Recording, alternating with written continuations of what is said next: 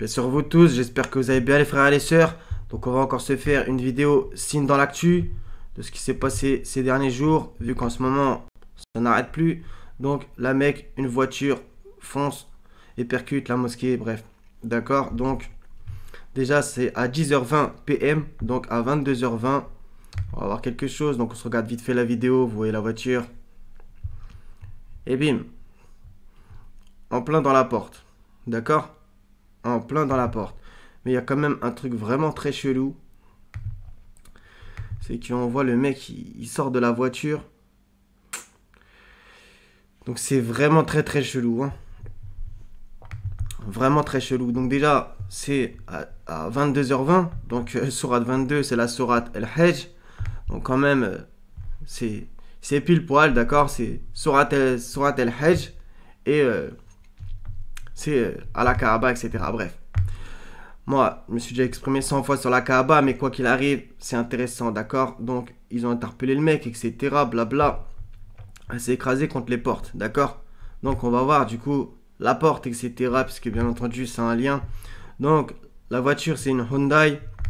On va, du coup, aussi étudier ça, puisque, bien entendu, il y a des signes. Hein, c'est pas comme ça. Hein. Donc, un Saoudien, etc. Il y a quoi qui était intéressant, c'est il semblait être dans un état anormal. Tu m'étonnes. D'accord, donc, comprendra celui qui pourra quand ils disent un état anormal. Donc, dans la nuit de vendredi à samedi, donc déjà c'était encore une fois vendredi. Donc, heurtant la porte 89 du lieu de culte. 89, moi je comprends à peu près où est-ce qu'ils veulent en venir, mais bon. Donc, dans un état anormal, en conduisant à une vitesse excessive depuis le quartier Agiad jusqu'à heurter des clôtures, puis la porte 89 de la mosquée sacrée, d'accord. Le quartier Agiad. Donc on va regarder, donc comme je vous ai dit, ceux qui ne savent pas, qui ne connaissent pas du tout le Coran, qui tomberaient là-dessus, c'est la sourate 22, le pèlerinage, d'accord. Donc il y avait une chance sur 114 que ça tombe sur cette sourate. Et donc 7h, 22h, parce que les gens, il y en a qui ne savent pas, ils ne comprennent pas trop le langage codé de toutes ces choses-là. Voilà, c'était sourate 22 à 22h, donc tout ça c'est pas un hasard. Donc forteresse d'Agiad. Donc ça, j'ai oublié de le dire au début de la vidéo. En fait, il va y avoir énormément de liens avec la Turquie dans toutes les affaires là qu'on va étudier. Donc après, on va aller sur l'affaire de Lyon et sur les chiffres qu'ils ont utilisés dans l'opération Sentinelle de 3000 qui passe à 7000. Donc il y a une différence de 4000. On va étudier ces trois chiffres. La forteresse d'Agiad en turc, Esiad Kalesi, donc je sais pas lire le turc, était une citadelle construite par l'Empire ottoman située à la Mecque en Arabie Saoudite. D'accord ?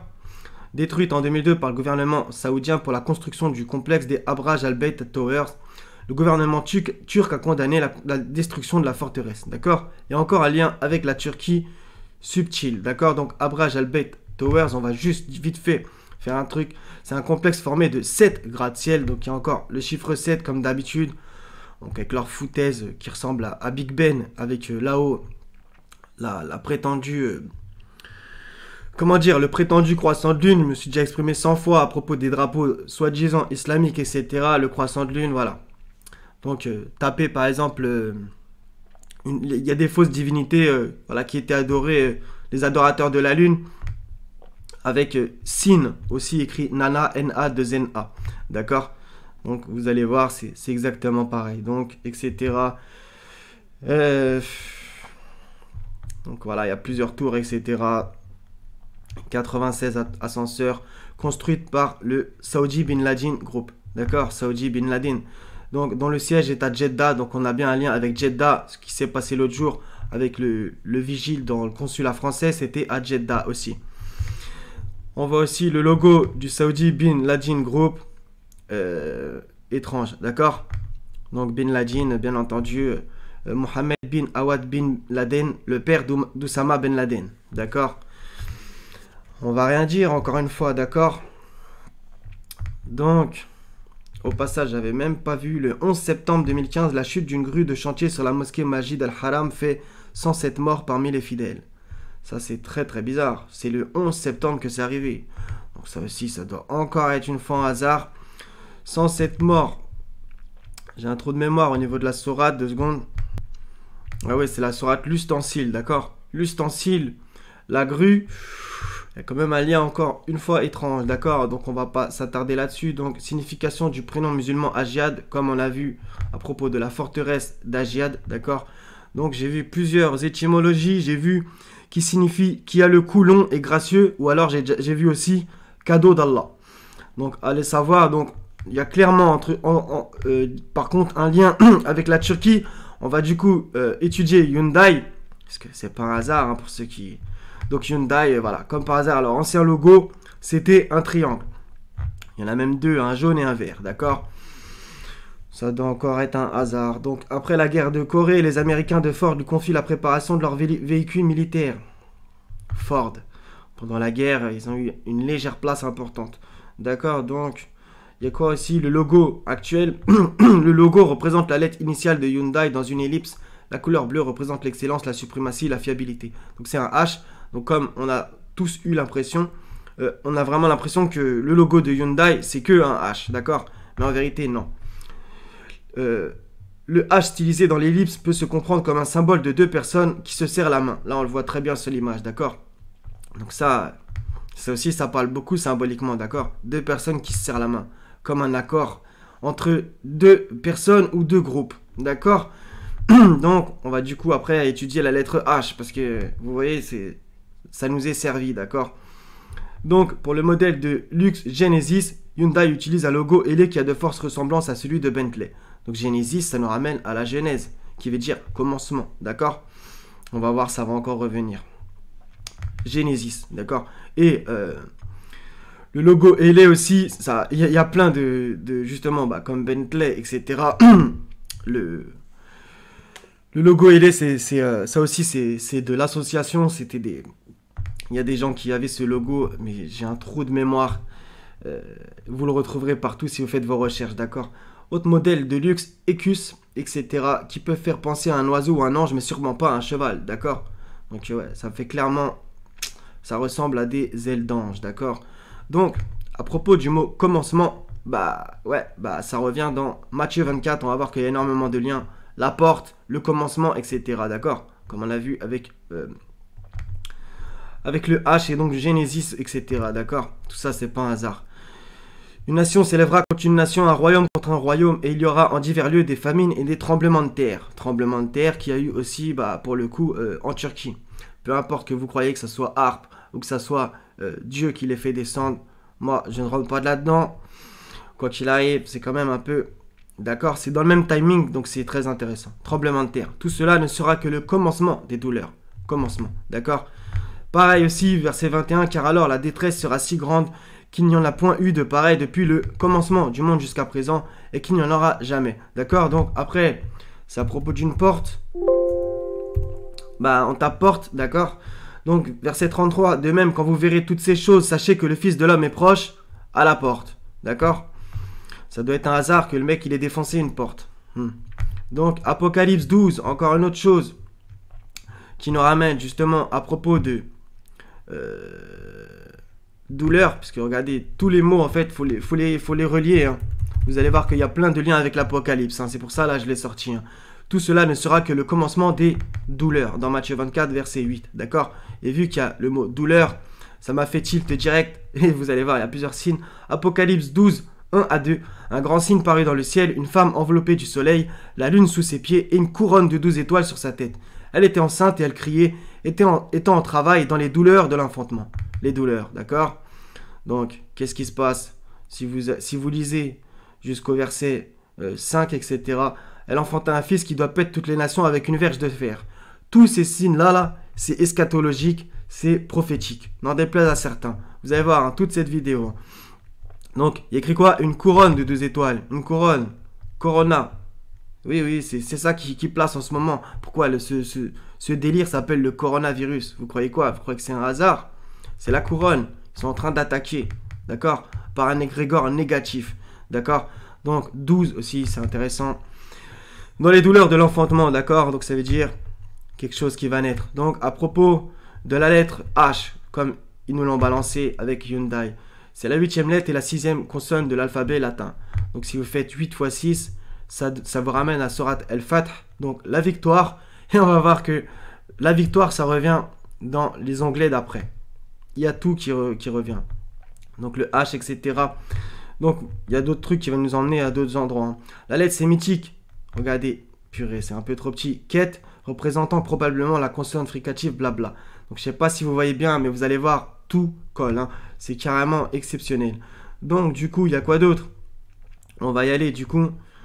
Voilà, c'est ça que j'ai vu aussi. Donc, en langage des signes, française ou québécoise, regardez en français ce que ça donne, le H. D'accord? Regardez ce que ça donne. Un cornu. D'accord? Les cornes du shaitan.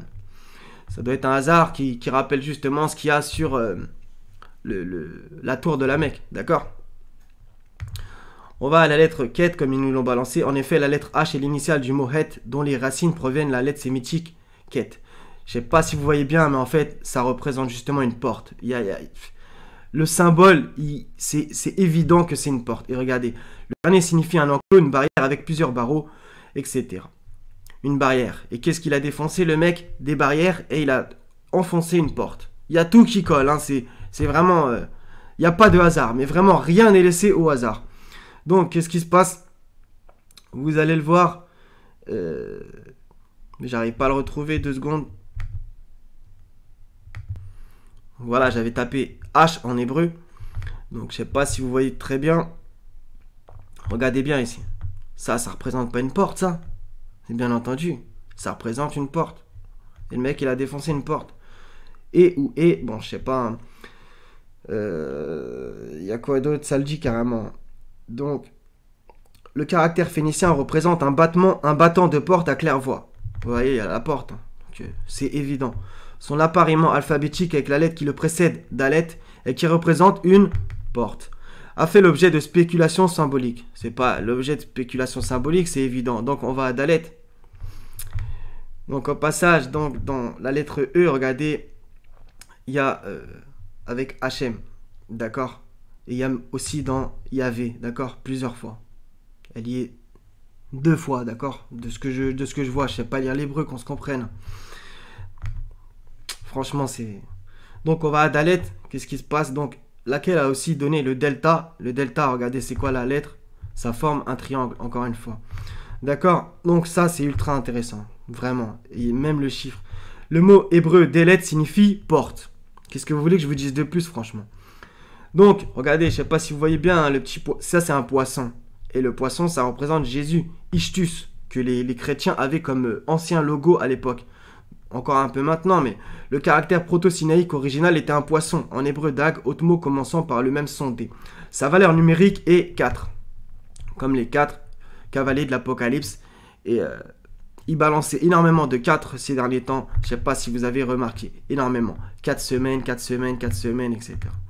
D'accord, donc tout ça, c'est intéressant. Donc c'était à la porte 89, donc c'est la sourate El-Fajr.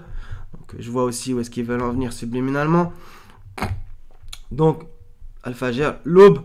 Donc, si vous le lisez, bah, vous allez voir qu'il y a un rapport avec le châtiment, un rapport avec l'enfer et aussi le paradis. Donc, quand même, c'est ici-bas à propos de croire, pas croire, être châtié ou être sauvé, et après le paradis et l'enfer, ou l'enfer. Donc, par l'aube, donc bien entendu, ça ramène aussi à le verset, le petit segment à propos de Sodome et Gomorrhe. L'aube n'est-elle pas proche? D'accord? Et l'aube, c'est le commencement de quelque chose aussi. Ça pourrait faire bien entendu le lien. D'accord? Donc, à propos du séisme, en Turquie, séisme de magnitude 7. D'accord? Ils vous ont encore balancé le chiffre 7. Donc, pays concernés, Bulgarie, Turquie, Grèce, Macédoine du Nord, à 24 km de Samos, grec. Donc, Samos, j'ai un petit peu regardé ce qui est. Mais en vérité, il vous parle beaucoup plus d'Izmir. Vous allez voir, c'est pas un hasard. Hein.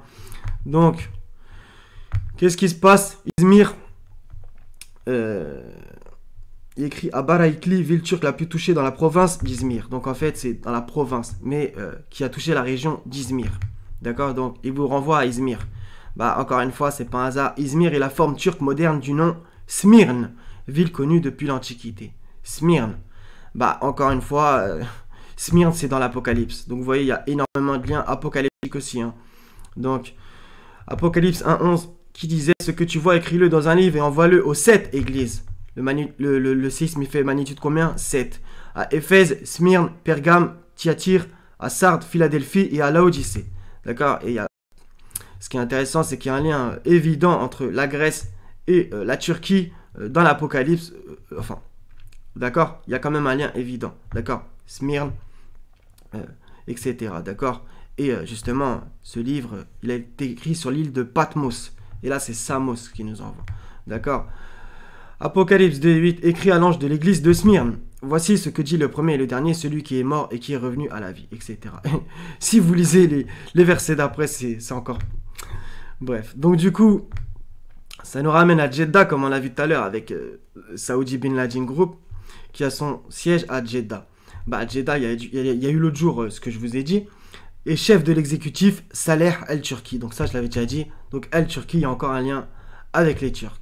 D'accord? Et les Turcs, je l'ai fait aussi la recherche à propos de ce qui s'est passé entre les Arméniens et les Turcs, le Haut-Karabakh, etc. Karabakh qui pourrait vouloir dire jardin noir. Donc posez-vous la question, etc. D'accord? Donc justement, les Turcs et les Arméniens, il y a eu des trucs sur l'autoroute du Soleil, la A7, encore le 7, autoroute du Soleil, bizarre. Elle a été construite en 18 ans, donc 6 x 3. Il y a quoi d'autre que j'ai vu? Donc c'est dans la ville de Vienne. Faites vos recherches si vous avez envie. Là, je ne vais vraiment pas allonger la vidéo. Je fais les trucs les plus évidents, mais bon. Il y a plein de trucs aussi qui s'est passé, d'accord? À propos des Turcs et des Arméniens. Encore une fois, les Turcs qui sont concernés. Vraiment, les Turcs en ce moment, c'est le point central, hein, vraiment. Donc, à propos de ce qui s'est passé avec le prêtre orthodoxe blessé par balle à Lyon. Donc, encore une fois, à Lyon. Posez-vous la question pourquoi Lyon. En ce moment, ça revient sans cesse, d'accord? Donc Lyon, qui est le père Nikos, le prêtre orthodoxe blessé par balle. Donc en vérité, ils disent le père Nikos, mais le monsieur, il s'appelle Nicolaos, d'accord? Kakavelakis. Donc son nom de famille, je ne peux pas l'étudier. Par contre, il y a un truc intéressant. C'est Nicolaos, bah, bien entendu, ça vient de Nicolas. Donc on va étudier quelques trucs. Donc, que s'est-il passé alors qu'il fermait son église, etc. Donc aux alentours de 16h, etc., etc. D'accord? Donc il s'est fait tirer dessus. Donc après les catholiques, maintenant les orthodoxes, je sais pas moi, j'ai l'impression que ça, ils veulent atteindre tous les groupes. Voilà, la guerre du tous contre tous, c'est ce qu'ils veulent, d'accord? Donc on va essayer, Inch'Allah, tous ensemble, de pas tomber dans ce piège, d'accord? Ce piège tendu par les satanistes. Qu'on se fasse pas la guerre entre nous, d'accord? Faut pas que ça marche. Lyon, qui est le père Nikos, le prêtre orthodoxe blessé par balle, etc. Donc j'ai vu des trucs de ouf. Donc en fait, ça s'est passé dans le quartier Jean Massé. Donc je regarde juste 2 secondes mes notes. Ça s'est passé dans le quartier Jean Massé. Donc on va aller voir Jean Massé, c'était qui, pour ceux qui ne savent pas. On va étudier Nicolas. Donc Nicolas est un prénom d'origine grecque, d'accord? Et comme on a vu, Smyrne, etc. Bref. À propos de Apocalypse de Jean, etc. Il y a un lien fort entre la Turquie et la Grèce et Nicolaos, Niké, victoire, et Laos, peuple, qui signifie vainqueur des péchés du peuple. Quand même, d'accord? Donc, Niké, pour ceux qui ne savent pas, bah, c'est une fausse divinité, encore une fois, et il va y avoir un lien encore évident avec une autre chose qui s'est passée. Dans la mythologie grecque, Niké est une déesse personnifiant la victoire, comme son nom l'indique, la victoire. Et 8 x 6, ça fait quoi? 48, Surat el-Fath, la victoire. Encore une fois, ça doit être du hasard. Donc, bien entendu, Nike, ils ont réutilisé ça. La prétendue virgule, en vérité, c'est une L, d'accord? Donc, vous voyez, hein, ils font rien au pif, hein, mais vraiment rien. Les mecs, vraiment, c'est vraiment des oufs. Donc, il y a quoi d'autre? Un truc ultra intéressant, toponyme, bon ça je le savais, mais bon, je vous le dis au cas où si vous ne saviez pas. Les villes de Nice et de Nicée, voilà. Nicaea pour Nice par exemple. Nicaea, d'accord? Il ne s'est rien passé à Nice, bien entendu. D'accord? Et Nicée, bah, c'est aussi important. Le concile de Nicée, d'accord? Donc si il y en a qui pensent que le concile de Nicée, ça s'est passé à Nicée, comme ça, par hasard, ben non. C'est parce qu'il voulait avoir la victoire contre, on va dire contre les religieux, d'accord? En modifiant certaines choses. Donc il a 52 ans, Surat at-Tur, ça aussi, c'est intéressant si vous voulez aller lire. D'accord? Donc pour ceux qui ne comprendraient pas que les liens entre tout ça, c'est pas ma faute. Et à vrai dire, je veux bien comprendre que ça soit un peu compliqué, mais à un moment aussi, il faut vraiment se se poser les bonnes questions. Donc Jean-François Massé, blabla, issu d'un milieu ouvrier franc-maçon. Il est d'un des fondateurs de la Ligue de l'enseignement. Ce qui s'est passé l'autre jour, c'était pas avec un enseignant. D'accord. Jean Massé est initié en franc-maçonnerie au sein de la loge Parfaite Harmonie. Parfaite Ténèbres. Il fut actif aux loges de Mulhouse et de la Fidélité de Colmar et membre des Frères réunis à Strasbourg. À la suite de la défaite de 1870, il influença le Grand Orient de France dans un sens patriote et chauvin. Voilà, c'est ça qu'ils veulent. Que les patriotes et les chauvins, ils se révoltent contre les croyants, d'accord? Des différentes communautés. D'accord, donc vous voyez, il y a vraiment tout. Hein. Donc justement, la place Jean Massé lui est dédiée à Lyon, la maire du 7e arrondissement. Donc encore une fois, le 7 du 7e arrondissement, que eux ils modifient tout le temps, qui dévoient tout le temps le 7. À l'image de Christine Lagarde qui vous fait un cours de numérologie. Tapez si vous l'avez jamais vu sur YouTube, Christine Lagarde, numéro 7, d'accord? Donc ce n'est pas caché hein, ce qu'ils font, hein. Ils le disent. Hein. Donc 7e arrondissement, comme on a vu, faut pas que j'oublie des trucs, 7e arrondissement, on a vu le séisme de 7, etc. Donc vous voyez, il y a tout qui se relie. Et le mec, en vérité, il s'est fait péter, il s'est fait attraper dans le 3e arrondissement de Lyon. Donc ne dites pas 3 comme d'habitude. À la gare Lyon-Pardieu, c'est dans le 3e arrondissement comme d'habitude. Et le mec, il s'est fait arrêter dans un kebab.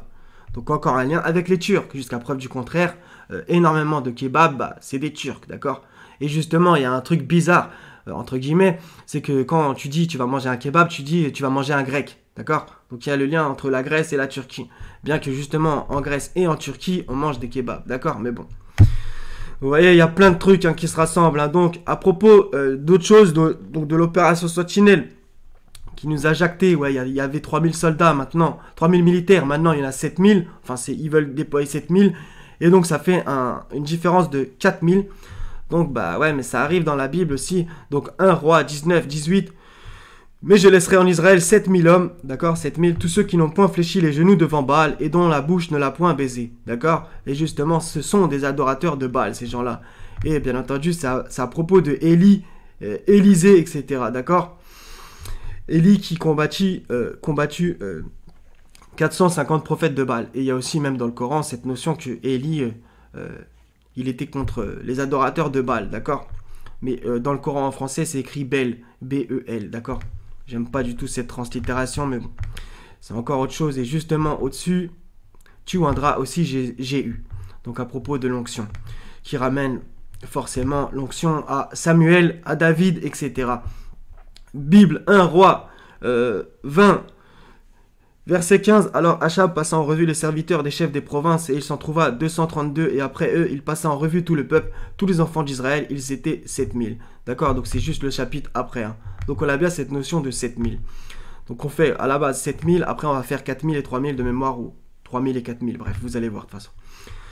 Dans 2 Rois 24, 16, tous les guerriers au nombre de 7000, et les charpentiers et les serruriers au nombre de 1000, tous les hommes vaillants, tout homme vaillant et propre à la guerre, le roi de Babylone les emmena captifs à Babylone. Donc ça, je sais pas si c'est un peu subliminal, captifs à Babylone, d'accord, 7000. Donc on voit qu'il y a énormément de mentions avec les chiffres qu'on va voir à propos de la guerre. Et ils disent quoi? Nous sommes en guerre. Donc, 1 Chronique, chapitre 18, verset 4, David lui prit 1000 chars, 7000 cavaliers, d'accord, 7000 cavaliers. Et 20 000 hommes de pied, il coupa les jarrets à tous les chevaux de trait et ne conserva que 100 attelages. D'accord, on continue. Apocalypse 11, 13. Encore une fois, dans l'Apocalypse. À cette heure-là, il y eut un grand tremblement de terre. Par exemple, il y en a eu un en Turquie. Et la 10e partie de la ville tomba. 7000 hommes furent tués dans ce tremblement de terre. Et les aubes furent effrayés et donnèrent gloire au Dieu du ciel. 7000 hommes. Encore une fois. Bien entendu, recontextualiser. Hein, moi, je suis obligé de vous faire les grandes lignes. On continue dans Exode. Bientôt la fin de la vidéo. Exode 32, 28. Les enfants de Lévi firent se coordonner Moïse. Et environ 3000 hommes parmi le peuple périrent en cette journée. Donc là, on passe au chiffre 3000, d'accord? 3000 hommes. Donc justement, c'est à propos de quoi? À propos du veau. D'accord? Donc tout ça... 2 secondes, je vérifie un truc. Donc c'est dans le même chapitre. Hein. il reçut de l'or et fit un veau en fonte. D'accord? Donc c'est à propos du veau d'or. Et comment s'appelle le truc avec le gouvernement, la place Beauvau. Ouais, en fait, c'est le beau veau d'or. Vous voyez, mais bon, ça doit être un hasard. Donc 1 Samuel chapitre 24, verset 3. Saül prit 3000 hommes d'élite sur tout Israël et il alla chercher David et ses gens jusque sur les rochers des boucs sauvages. D'accord? Saül, qui est dans le Coran, dans la sourate 2. Je vous le trouve comme ça, c'est pas brouillon. Donc sourate 2, c'est 246 à 251. N'as-tu pas su l'histoire des notables parmi les enfants d'Israël lorsqu'après Moïse, ils dirent à un prophète à eux? Prophète à eux. En fait, un prophète à eux, là, dans ce verset, c'est Samuel. Un roi pour que nous combattions fils Abilillah dans le sentier d'Allah, etc., etc. Et leur prophète leur dit, voici qu'Allah vous a envoyé Talout pour roi. Talout dans ce verset c'est Saül, d'accord? Donc Samuel plus haut et Talout ensuite, d'accord, etc. On descend et leur prophète leur dit, le signe de son investiture sera que le coffre va vous revenir, d'accord? Le prophète, encore une fois, c'est Samuel. Puis au moment de partir avec les troupes, Talout dit, donc Saül, etc. On descend, et quand ils affrontèrent Goliath et ses troupes, ils dirent, etc. Ils les mirent en déroute par la grâce d'Allah, et David tua Goliath. Et Allah lui donna la royauté et la sagesse. Donc voilà, on a bien la notion de Samuel, Saül, David, et donc du coup Goliath, et Allah lui donna la royauté et la sagesse. La royauté, David, le roi David, et aussi le calife, soit 38, verset 26. D'accord? Il y a tout qui colle. À propos du 3000, encore une fois, ça revient dans le Coran. Lorsque tu disais aux croyants, ne vous suffit-il pas que votre Seigneur vous fasse descendre en aide 3 milliers d'anges? D'accord? 3 milliers d'anges. À propos du chiffre 4000, ça revient aussi dans l'évangile selon Marc 8, 20. Et quand j'ai rompu les 7 pains pour les 4000 hommes, combien de corbeilles pleines de morceaux avez-vous emporté? 7, répondirent-ils. D'accord? Il y a la notion de 7, c'est intéressant, comme on l'a vu plein de fois. Et 4000 hommes, d'accord? Donc dans 1 Samuel, chapitre 4, verset 2, les Philistins se rangèrent en bataille contre Israël et le combat s'engagea. Israël fut battu par les Philistins qui tuèrent sur le champ de bataille environ 4000 hommes. D'accord? Encore une fois. Donc voilà, on va s'arrêter là les frères et sœurs. Donc vous voyez, il y a énormément de liens et franchement, la vidéo aura pu être plus balèze si je vous avais montré certaines autres études. D'accord les frères et sœurs? Donc pas de panique, le Seigneur est avec nous, il se sert d'une ruse et moi aussi je me sers de mon plan, dit Allah, d'accord? Donc voilà, donc je pense que il va falloir au moins se préparer mentalement à certaines choses, d'accord? Parce que franchement, ça sent un truc très bizarre, d'accord? Donc comme vous avez vu dans l'actualité, il y a énormément de trucs, il s'est passé plein de choses par-ci, par-là, etc. Donc c'est pas trop mon kiff, entre guillemets, de me taper l'actualité. Maintenant, voilà, comme je vous ai dit, faut vivre, entre guillemets, avec son temps. Voilà, on va pas faire du monachisme, alors qu'Allah ne nous l'a pas prescrit, d'accord? Ne détourne pas ta face des hommes, etc., d'accord? Faut pas détourner sa face des hommes, et donc, du coup, de ce qui se passe sur terre. Après, on va me dire, oui, mais il y a les gens de la caverne, d'accord? Je suis d'accord. Allah, il dit, nous avons cité dans ce Coran toutes sortes d'exemples pour les gens, d'accord? Donc, il y a plusieurs sortes de choses qu'on peut faire selon les époques, selon les moments, d'accord? Maintenant, ce qui se passe dans le monde, on va dire que des fois, ça touche qu'une seule partie du monde ou plusieurs, mais là, c'est mondial, d'accord? C'est partout, d'accord? Donc, il va vraiment falloir œuvrer pour la face du Seigneur intelligemment par le biais de son livre et que de signes combien de signes auprès desquels les gens se détournent, d'accord? Voilà, donc c'est important de voir les signes, etc. Et ça vous ramène aussi à Job 33, 14, 15. Dieu parle tantôt d'une manière et tantôt d'une autre, et l'on y prend point garde. D'accord? Voilà, c'est des signes. Hein. Donc voilà, frères et sœurs, je vais m'arrêter là. Soyez bénis. Je vous aime tous pour la face du Seigneur. Wassalamun ala al-mursalin. Walhamdulillahi rabbil alamin. La ilaha illa hu al-hazizul hakim. Wassalamu alaikum wa rahmatullahi wa barakatuh les frères et sœurs. À la prochaine, Inch'Allah ta'ala.